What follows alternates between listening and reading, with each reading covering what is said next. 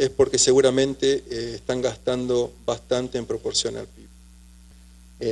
De todas formas, creo que todavía hay margen para seguir avanzando en estos seguros y por supuesto que en el mientras tanto, ¿no? Mientras no logramos fortalecer la contributividad del sistema, sí es necesario al menos garantizar esas 4 garantías de acceso efectivo a estos 4 componentes de la seguridad social, ¿no? Que plantea la iniciativa del piso. Acceso a salud, protección a los niños, fundamentalmente de familias pobres, protección a través de seguridad económica a pobres y desempleados, capacitados, y la protección, por supuesto, a través de seguridad económica a los adultos mayores. Fíjense que solamente otro ejemplo, depende de la fuente, el 70 o más % de la población adulta mayor no goza de ningún tipo de prestación hoy día. Estos niveles insuficientes de cobertura de la seguridad social tradicional no hacen más que detallar, pensar que las futuras décadas, los adultos mayores que se van incorporando a esa base también van a estar carentes de algún tipo de protección social. Entonces es hora de ponernos a trabajar en esta cobertura contributiva y así alivianar un poquito los efectos sobre el resto de las políticas, principalmente no contributivas. Muchas gracias. Gracias, Pablo. Rubén Suárez. Quizás 2 reflexiones que tienen que hacer más, cómo podemos informarnos mejor para ver por qué dirección orientamos el proceso de reforma. Y lo estoy pensando en términos bien amplios. En América Latina tenemos 3 tipos, yo diría, de grandes reformas que han estado ocurriendo en los últimos años. La primera es estos sistemas que son fundamentalmente aseguramiento cuasi universal o universal, que han fortalecido su sistema de aseguramiento público y han expandido su sistema. Ahí tendríamos los casos como lecciones que aprender en términos de cómo se movieron a estos sistemas, los casos de Costa Rica, de Chile, Canadá. Si vamos a países de colonias holandesas del Caribe, tenemos Aruba y Antillas holandesas, son países que se han movido hacia un sistema de cobertura, de aseguramiento de cobertura universal basado en sistemas bastante centralizados. O sea, el sector público administra todo el sistema de aseguramiento y trata de unificarlo. Y la tendencia ha sido de unificarlo todo hacia manejar mejor los fondos de aseguramiento de una manera más coordinada. Hay otro tipo de experiencias que son la experiencia de Colombia y la experiencia de República Dominicana, que son promover el aseguramiento a través de la competencia administrada de la gestión del aseguramiento y la prestación. O sea, es distinto, no estamos pensando en crear un fondo de aseguramiento público, sino se crea la figura del fondo de aseguramiento, pero estos fondos se busca competencia en lo que es la gestión del aseguramiento y lo que es la cuestión de la prestación de servicios. O sea, si alguien está pensando en este tipo de fondo, que es la idea de la competencia administrada que se está discutiendo en los años 80, que se discutió en la reforma de Estados Unidos, veamos las experiencias de estos países que han avanzado. Y la tercera experiencia, que la reforma más reciente, también, perdón, en el problema de aseguramiento universal o cuasi universal también incluiría el caso de Uruguay, Argentina en alguna medida, Panamá en otra medida, son países, Uruguay con cobertura cerca del 90%, Panamá con 60%, Argentina con cerca del 60% de cobertura de población a través de aseguramiento, sistema de aseguramiento público. El otro sistema es la reforma del sistema de Brasil, en el cual se elimina la seguridad social y se mueve hacia un sistema único de servicios de salud. Y creo que esta es una experiencia que en este momento está siendo evaluada por países como Nicaragua, Ecuador, Venezuela y Bolivia, en los cuales los sistemas de seguridad social tienen coberturas, y Nicaragua también, tienen coberturas de población 20% menor al 20%. Y entonces estos países están tomando la decisión de por qué lado se van con la cuestión del sistema de salud.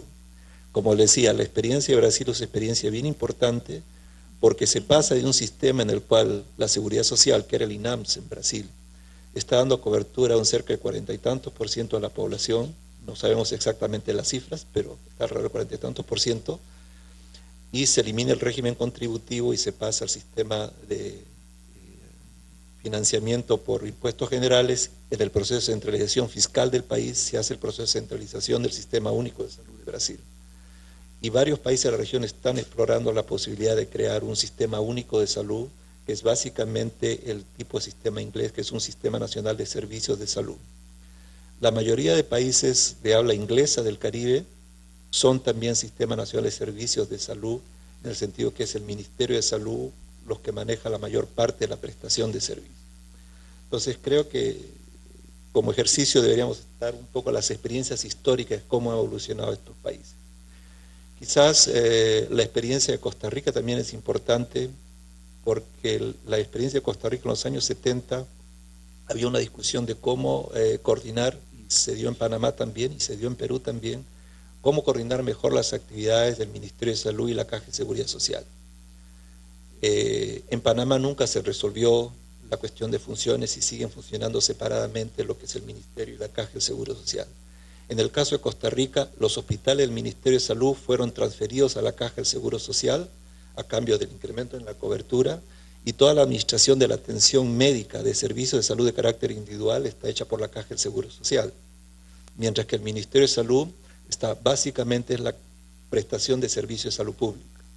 Entonces creo que es otra experiencia que habría que discutir. Es una alternativa que se discutió en Panamá también de los años 70, nunca se llegó a resolver, se planteó en el Perú en los años 70, tampoco se tomó ninguna decisión, y creo que son experiencias que sería útil de revisar. Otra reflexión importante que la mencionó ayer Margarita y que estuvo en todas las discusiones, y es que cuando estamos hablando del acceso universal a servicios de salud, en la discusión de las reformas del sistema de salud, estamos hablando básicamente de lo que es cómo la gente accede a servicios de salud de carácter individual. Es bien importante esto porque, por ejemplo, cuando se fracasa la reforma del sistema de salud americano hacia la cobertura universal, pasa otra reforma importante que ha sido la reforma del sistema de salud pública de Estados Unidos. Y la reforma del sistema de salud pública en Estados Unidos implicó quintuplicar los recursos que se dedicaban a la salud pública, a pesar de que no se pasó la cuestión del acceso universal. Y si quieren, desde el punto de vista técnico, la diferencia entre lo que es salud pública y lo que es prestación de servicio de carácter individual, en las discusiones de reforma de los sistemas, es toda aquellos producción de bienes y servicios de consumo colectivo que son de beneficio más allá del beneficio individual. Margarita mencionaba ayer que en la reforma de Colombia se descuidó un poco la salud pública cuando se centró toda la discusión en lo que es la reforma del acceso universal a los servicios de salud. En la discusión de los paquetes de servicios se dice, no, incorporemos estas dos cosas como parte integral de la prestación. Pero la experiencia que tenemos es que uno puede fortalecer toda la parte de salud pública y conseguir muy buenos resultados de salud, a pesar de no tener lo que es cobertura universal de acceso a servicios de salud de carácter individual. Y es una del grupo de reflexión. Y el segundo tipo de reflexión que quería plantearles a ustedes, y es que el sistema de salud es un sector económico importante. Estamos hablando del 7% de la economía. En América Latina estamos hablando del 14%, Estados Unidos ahorita está en el 18% de lo que es la economía americana. Hacer una reforma del sistema de salud no es solamente una cuestión social, ni es una cuestión económica, sino una cuestión fiscal. Básicamente es una política redistributiva. Y buena parte de las dificultades de economía política que tenemos en diseñar estas reformas es que estas son políticas redistributivas que están afectándonos a nosotros que estamos en el 20 o 40 superior de ingresos del país para poder sacar recursos y dar acceso más o menos equitativo a gente que esté en otros sectores. Y normalmente esto, cuando uno habla de la reforma agraria en nuestros países, eran revoluciones. Y en verdad son revoluciones cuando uno quiere hacer este proceso redistributivo de recursos con una reforma de proveer acceso universal a la salud. O sea, el acceso universal a la salud es una política redistributiva. Nosotros queremos recoger recursos de la sociedad para poder dar acceso a toda la población en condiciones más o menos iguales. Y estamos redistribuyendo 1 o 2% del Producto Interno Bruto.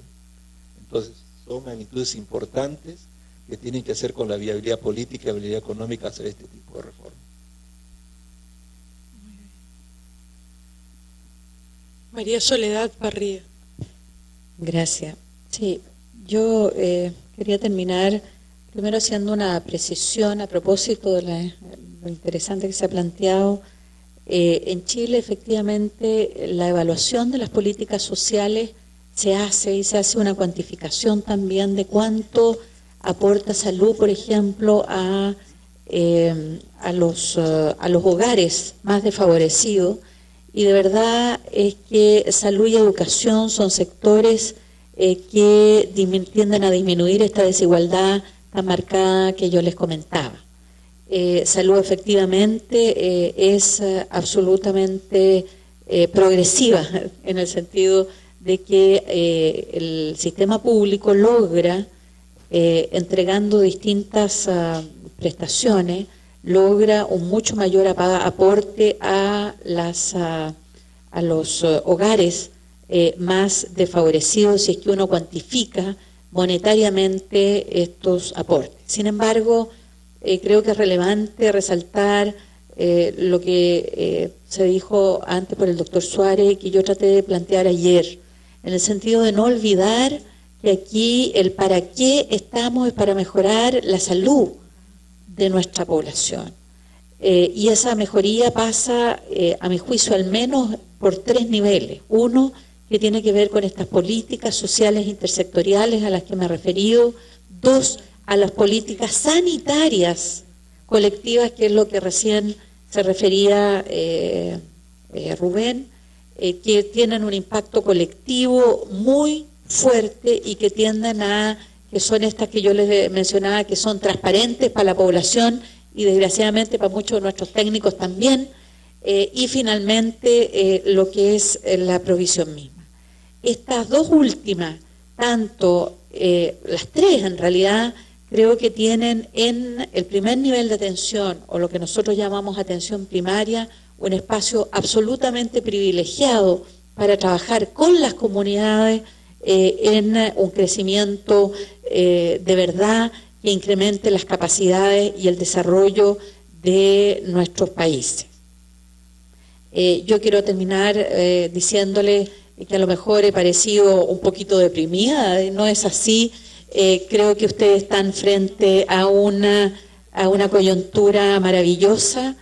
Solo quiero felicitarlo, ponerme a su disposición en lo que pueda servir en alguna parte una opinión crítica respecto a lo que hemos hecho en otras partes, y decirle que hay harto por trabajar, pero sobre todo la maravilla de sentir que están construyendo un mejor país. Gracias. Muchas gracias. Tenemos todavía un poco de tiempo y quisiéramos saber desde la mesa si hay alguien que quisiera formular una pregunta de modo oral. Por favor. Nombre y pregunta. Un ratito te vamos a alcanzar un micro.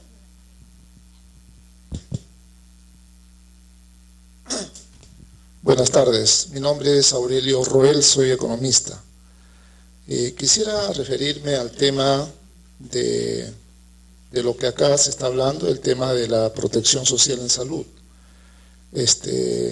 Hemos hablado del marco conceptual, lo cual me parece muy bien, porque eso nos va a permitir ver en qué medida estamos avanzando con esta reforma del aseguramiento en salud.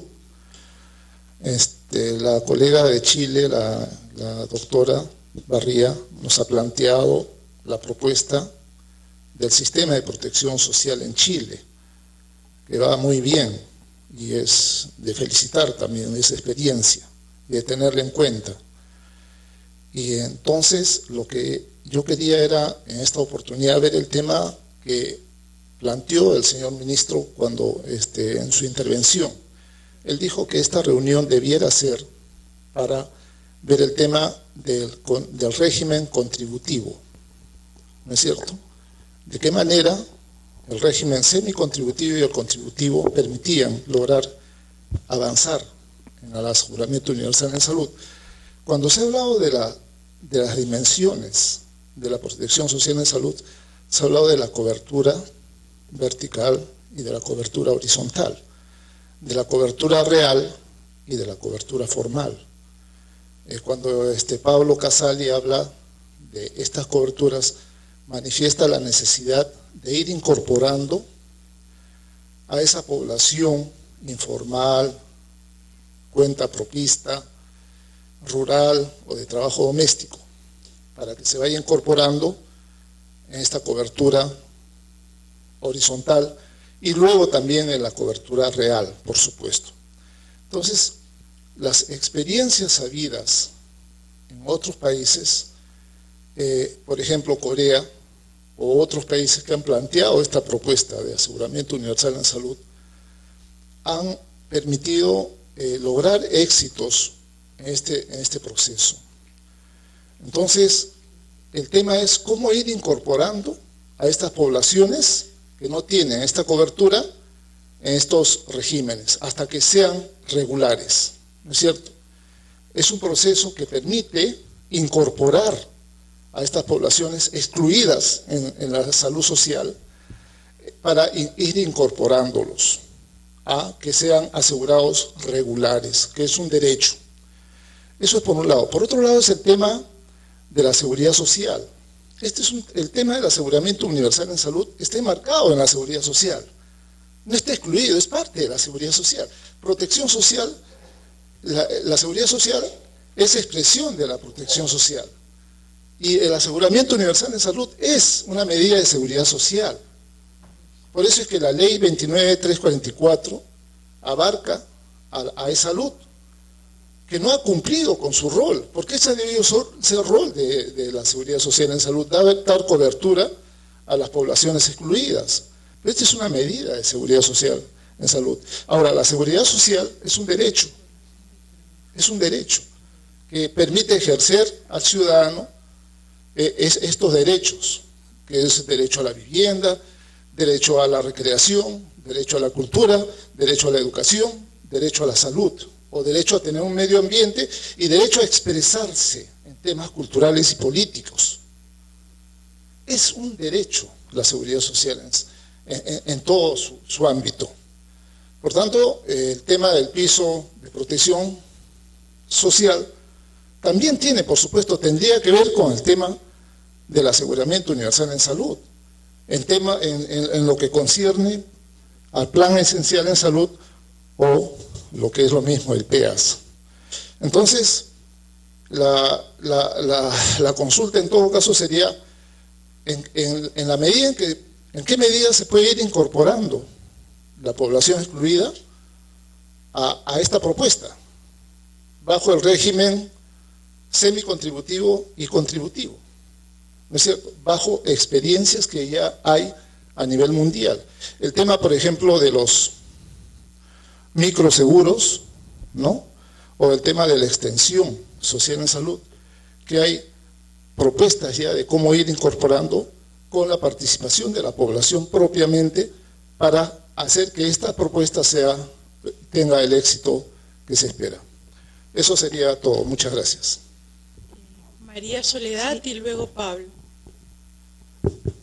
Sí, yo quiero dar algunos ejemplos de cómo en Chile se ha buscado ir ampliando esto, porque efectivamente tiene que ver con la disminución de la exclusión, que incluso en todos nuestros países, incluso existiendo sistemas que teóricamente cubren, de todas maneras no hay proporciones de nuestra población que no saben que pueden acudir, por ejemplo, al fondo de salud o que no tienen un régimen contributivo efectivamente.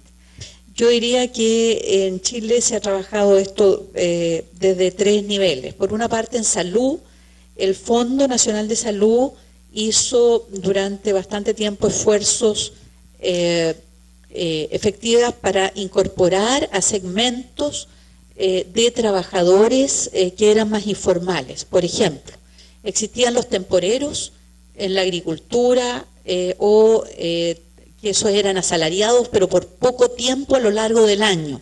Es decir, una temporera mujer habitualmente que tenía cotizaciones de 3-4 meses cada año, porque ese era el tiempo de la fruta en su zona, y en ese tiempo, y eso no le alcanzaba para tener una sostenibilidad, que hablamos de sus cotizaciones. Entonces se armó una mesa para trabajar el tema de las temporeras y ver cómo se podía asegurar un mínimo de mensualidades que aseguraran ya su incorporación formal al régimen contributivo. Lo mismo, por ejemplo, con pescadores, es decir, tratando de aprehender lo que hay de local en grupos de distintos tipos de trabajadores para que sean incorporados más formalmente, eso desde salud.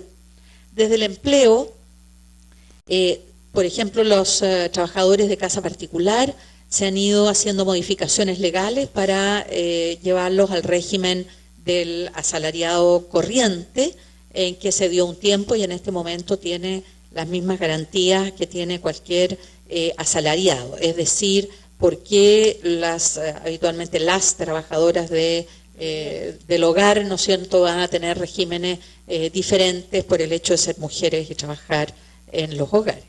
En segundo lugar, ha habido un fomento activo al empleo de mujeres y jóvenes, con un subsidio a la contratación formal, de un subsidio estatal para que se contrate formalmente a jóvenes. Entonces el Estado subsidia una parte de esa cotización, de tal manera que se vaya formalizando los empleos que en jóvenes y en mujeres eran muy difíciles.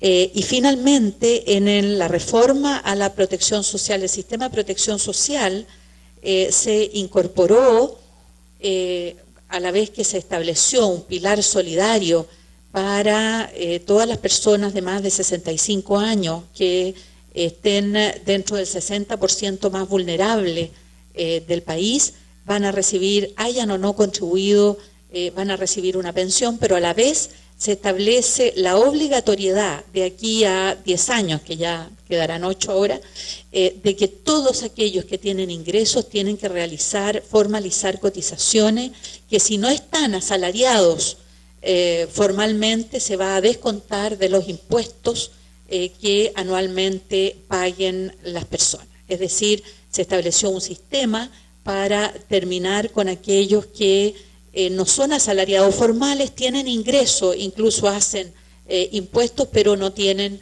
una formalización al sistema de seguridad social, tanto para pensiones como para la parte de salud. Eso es lo que puedo contar de la experiencia de Chile. Gracias. Gracias. ¿Alguna otra pregunta? Pablo, disculpen, Pablo, perdona.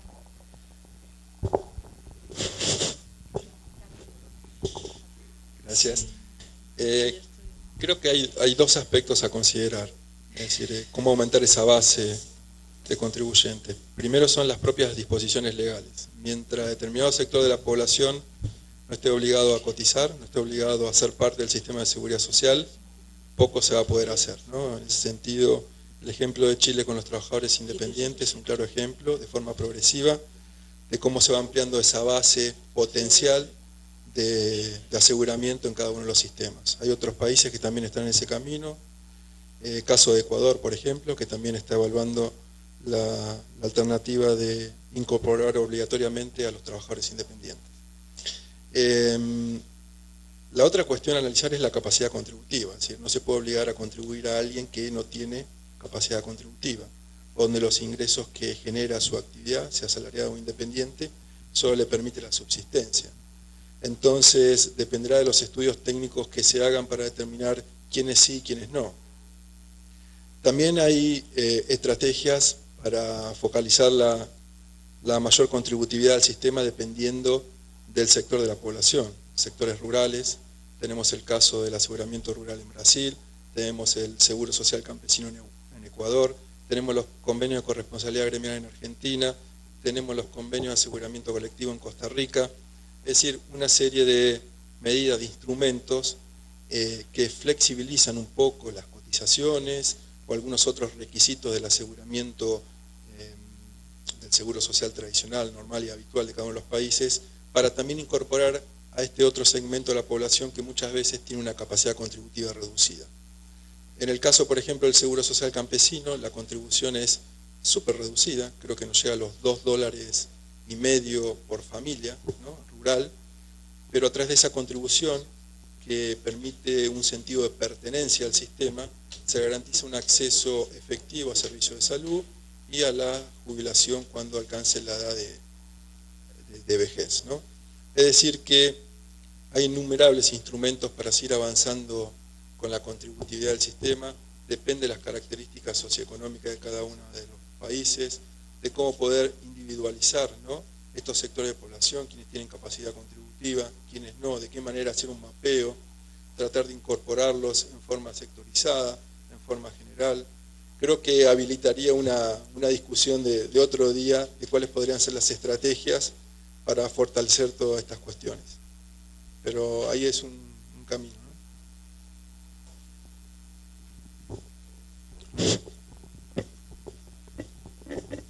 Manuel Quimper, de la Superintendencia Nacional de Aseguramiento en Salud. En realidad, la primera parte de mi pregunta tenía que ver con lo que mencionaron antes, pero me parece oportuno recordar que hemos tocado solamente barreras de acceso económicas. Y efectivamente, para llegar al aseguramiento universal, tenemos el SIS como herramienta para asegurar a los pobres, pero ¿qué hay de los que no son pobres? Los comerciantes, los informales, los profesionales independientes, que pueden tener muy buenos ingresos, pero no tienen un canal de acceso a la seguridad social. Los trabajadores agrícolas, a quienes se les ha inventado un seguro agrícola por el cual tienen que pagar mensualmente. Por poco que conozca uno acerca del trabajo agrícola, se darán cuenta que pagar mensualmente una contribución a un trabajador del agro es un absurdo. Y no entiendo cómo 70 años después de tener seguridad social en el Perú se puede plantear una posición así. Y lo otro es cómo los incorporamos. Ellos pueden pagar, pero no existen canales para incorporarlos. Es más, podría ser una oportunidad de negocio para la actividad privada también. Y el otro punto que creo que también es muy importante es, si sabemos que el rubro medicamentos es muy importante en el gasto en salud, no se ha mencionado ninguna estrategia para controlar el crecimiento exagerado de este rubro en el Perú, comparado con otros países de América Latina y del mundo. ¿Cómo podríamos manejar más eficientemente los fondos si evitáramos el crecimiento de este rubro? De hecho, creo que había unas cifras que mencionaban que en 5 años se había reducido a la mitad el volumen de venta de medicamentos, pero se había triplicado los ingresos por esas ventas. O sea, ¿qué pasa en este mercado? Ya sabemos que es la industria más poderosa del mundo, ya ganaron a la industria bélica. Pero ¿qué pasa en este mercado que no se le puede controlar? Algún mecanismo tiene que haber. Gracias, ha sido la última intervención. Pablo va a responder al tema del seguro agrario. Sí, precisamente el seguro social campesino, como ejemplo de trabajadores agrícolas y cómo se los puede incorporar en el caso de Ecuador, los convenios de corresponsabilidad gremial en Argentina y los de aseguramiento colectivo en Costa Rica lo que plantean es atender a esta situación, es decir, en sectores donde hay bajos ingresos, precariedad laboral, baja capacidad contributiva, pero fundamentalmente no existe periodicidad en los ingresos, ¿no? Por lo tanto, estos instrumentos habilitan que la contribución se haga al momento de la venta del producto o prestación del servicio. Por lo tanto, esta legislación, estas resoluciones, lo que hacen es garantizarle servicio de salud o derechos en expectativa para el caso de la jubilación, a pesar de que no haya una contribución mensual o quincenal, como la ley general de cualquier sistema de seguridad social establece, ¿no? Lo que permiten estos instrumentos son estas licencias, de que igualmente gocen de todos los derechos en materia de seguridad social, a pesar que la contribución pueda ser hecha en una sola vez al año, en 2 veces al año, o en forma trimestral o cuatrimestral. Es decir, hay diferentes alternativas, diferentes mecanismos, quienes son precursores en esta materia de aseguramiento, si se quiere, especial, son Brasil, con el tema de los trabajadores agrícolas y pescadores, Argentina, con trabajadores agrícolas, y también Ecuador y Costa Rica. Gracias, Pablo. Entonces damos por cerrada esta sesión y los invitamos a las 2:30 en punto para la sesión final de la tarde. Así es, muchísimas gracias a nuestro brillante panel de expositores. Hacemos un receso hasta las 2:30 y los esperamos de vuelta. Gracias.